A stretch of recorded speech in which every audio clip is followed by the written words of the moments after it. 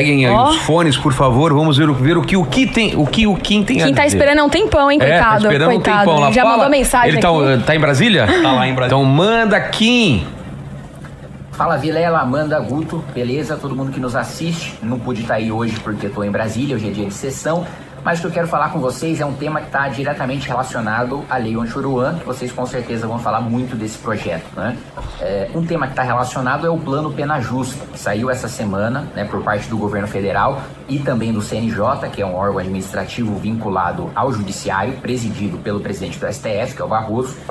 E esse plano, ele é resultado de uma série de reuniões, de uma série de audiências públicas, que inclusive já foi revelado, né, por um jornalista chamado André Chalders, que ONGs, né, do Comando Vermelho, né, como aquela da Dama do Tráfico, e também ONGs do PCC, né, aqui ó, inscreva-se, foram recebidas pelo Ministério da Justiça e Segurança Pública, no caso do Comando Vermelho, à época da gestão do Flávio Dino, e no caso do PCC, agora na gestão do Ricardo Lewandowski, para discutir política penitenciária, política carcerária, ou seja, o crime organizado participando abertamente de audiências, né, no CNJ, no Ministério da Segurança Pública e da Justiça, né, para formular política criminal quando os chefões, né, do crime organizado, boa parte deles estão presos, né? Pois é.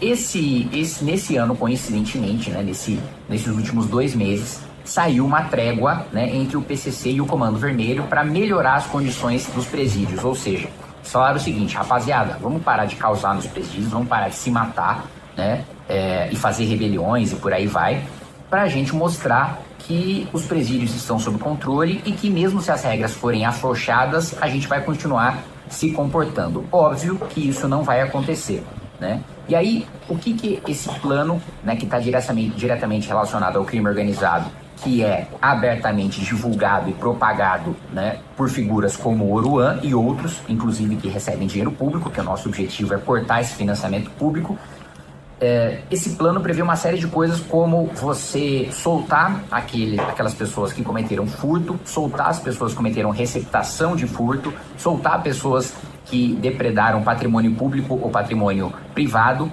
né? Afrouxar as condições em que ficam os líderes de facção. Eles dizem que, na realidade, endurecer o isolamento de chefe de facção criminosa não só não resolveu o problema, como ainda configura maus tratos, tá? Maus tratos contra chefe de facção, a galera que esquarteja, mata, que faz um micro-ondas, né, deixa cheio de pneu, joga gasolina em cima, bota fogo e chuta morro abaixo. Tão preocupado com os maus tratos com esse pessoal, né?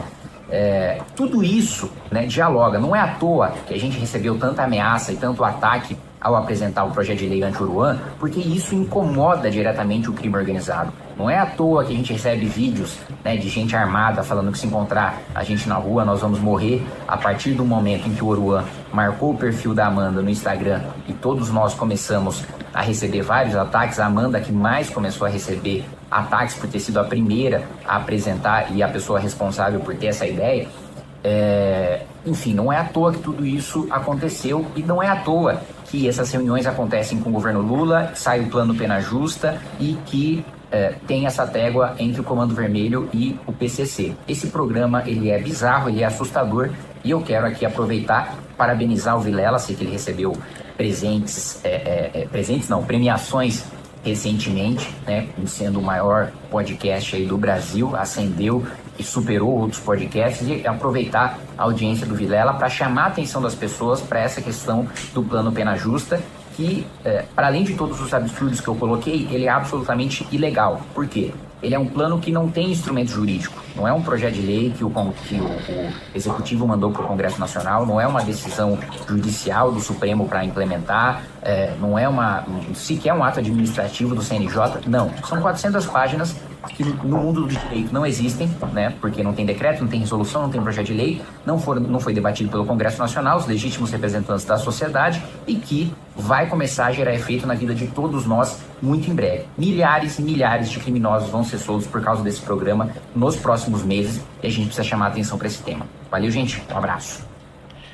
Valeu, Kim. Nossa, que notícia, só paulê, só paulada, né? Só pra avisar, eu acabei de esquecer de falar aqui pro povo, né? A gente ganhou aí 5 prêmios lá no IBEST. Verdade. De melhor podcast, melhor videocast e outras cositas mais. Então, valeu todo mundo que votou aí, né? E você concorda que a gente é o melhor podcast mesmo, e videocast e outras coisas ou não? Eu tenho que concordar, né? Você tem que concordar? Você trabalha aqui, você poderia fazer um podcast melhor e você não se sente... Não, mas não tem melhor que esse. Esse aqui é o agora melhor você de todos. se corrigiu. Você falou, tenho que concordar. Ou seja, você foi forçado a concordar. Não, eu fui forçado Fala pela um podcast qualidade. Fala um podcast melhor que Nenhum.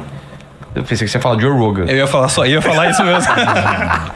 Então, vamos... Obrigado a todo mundo, gente. Parabéns, merecido. Obrigado. O que vocês têm a comentar em cima do que o Kim falou? Falou coisa que eu não sabia aí também.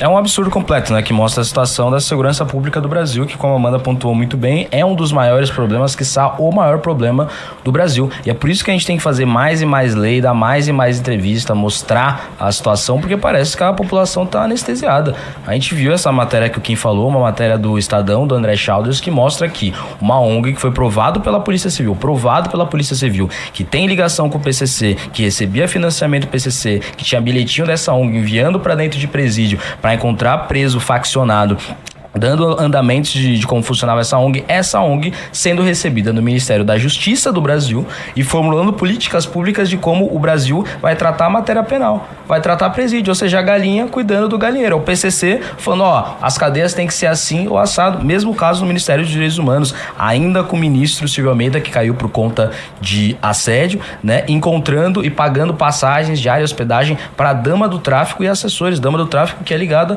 ao Comando Vermelho. O mesmo ministro da Justiça, que antes de virar ministro do Supremo Tribunal Federal, o Flávio Dino, que foi em favela carioca e entrou em morro que ninguém pode entrar, que polícia não pode entrar, que cidadão não pode entrar, o ministro da Justiça podendo entrar e trafegar tranquilamente, outros ministros do Lula também. Ou seja, essa situação no Brasil, tudo isso com esses índices criminais péssimos que nós temos, terríveis que nós temos. Um dos países que mais mata no mundo.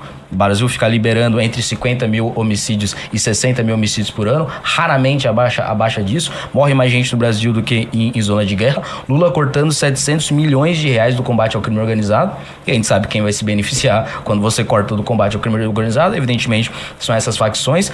Sai grampo de líder do PCC dizendo que tem diálogos cabulosos com o PT. Candidato que é de fato do PT e depois foi preso em operação da polícia dentro da Cracolândia traficando. Essa situação do Brasil. E aí quando a gente tenta bater de frente, seja via cultura, seja via discurso de defesa da polícia, seja denunciando contra isso, aí não pode falar porque é uma lei homofóbica, porque aí tá ferindo a liberdade de expressão, porque é racismo contra os negros que moram na periferia. Pelo amor de Deus. E o combate ao crime, ele tem que se intensificar ainda mais, né? Saiu matérias falando que o PCC está se juntando ao Comando Vermelho exatamente para aplicar essas políticas públicas para melhorar e para libertar os presos. Os caras estão mais organizados que a nossa política. E o perigo da gente se tornar o narco-estado não é tão distante assim, não. Parece um pouco de terrorismo falar isso, mas eu fico muito preocupado porque cidade como Rio de Janeiro e São Paulo, a gente tá correndo o risco desse pessoal tá infiltrado em tudo quanto é canto, exatamente, né? A cidade do Rio de Janeiro, no geral, o estado do Rio de Janeiro é um completo inferno na terra. Ou é da milícia, ou é do jogo do bicho, ou é do crime organizado. E onde que sobe o Rio de Janeiro pros cariocas, né? Não sobe um pedaço nenhum, né? E lembrando que a história do Rio de Janeiro mostra, claro, o principal motivo de boa parte da esquerda brasileira defender essas facções criminosas, pelo simples motivo de que eles criaram essas facções criminosas. O Comando Vermelho foi criado diretamente pela esquerda brasileira. Como assim? Quando você vai voltar ali nos anos 70, o que o regime militar, o que a ditadura militar fez? Juntou no mesmo presídios presos políticos, né, com presos comuns. Ou seja, o cara ia lá, roubava, traficava, matava alguém, ia pra cadeia. Aí um guerrilheiro, né, que eles chamam, né, que terrorista, cometia algum ato terrorista, ele ia pra essas mesmas cadeias. E aí nas cadeias cariocas, onde tinha guerrilheiros comunistas, né, treinados muitas vezes em outros países, sobretudo União Soviética, principalmente Cuba, eles vão pros presídios cariocas, encontram esses presos comuns e o que sai é igual hoje em dia quando a gente tem um cara que é do PCC numa cadeia, Aí entra um ladrão de galinha na mesma cela, quando você vê, tem 2 membros do PCC. Eles saíram lá com boa parte dos treinamentos que os guerrilheiros e terroristas brasileiros aprenderam de fora. Tanto que dessas cadeias cariocas dos anos 70 vai surgir a Falange Vermelha. E a Falange Vermelha vai virar o Comando Vermelho. Ou seja, quem criou o Comando Vermelho, boa parte dessas facções, foi justamente ou políticas públicas ruins na área de segurança pública, como é o caso do PCC, ou no caso do Comando Vermelho, estritamente o lado ideológico de esquerda, né? Aquilo que pode até parecer clichê, mas o vermelho do Comando Vermelho, que é o vermelha da Falange Vermelha, não é uma coincidência. Foi tudo programado lá atrás por esses guerrilheiros que estavam presos, junto com esses presos comuns que estavam presos na época da ditadura militar. Então, é algo que está ali umbilicalmente conectado, a esquerda brasileira e o crime organizado. Aqui, ó, inscreva-se.